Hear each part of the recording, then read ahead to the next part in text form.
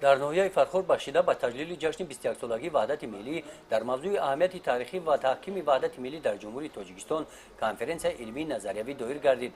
در این چهاربینی مدیران شعبه بخش‌های مقامات اجرایی حاکمیت دولتی ناحیه، راهبران مقامات حفظ حقوق، تشکیلات و مؤسسه‌ها، دیرکتوران مؤسسه‌های تعلیمی، طبی ناحیه و جوانان فعال اشتراک نمودند.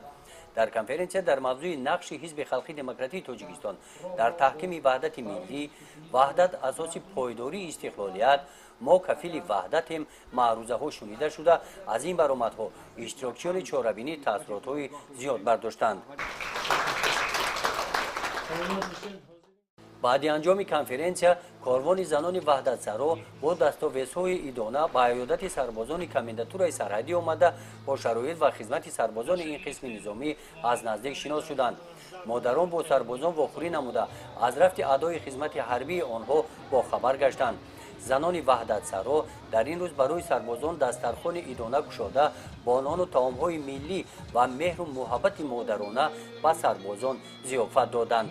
در این روز بخشیده به تجلیل جشن 21 سالگی وحدت ملی، کارمندان بخش فرهنگ ناحیه با شعر و ترانه‌های وطن دوستانه نزد سربازان برآمد نمودند.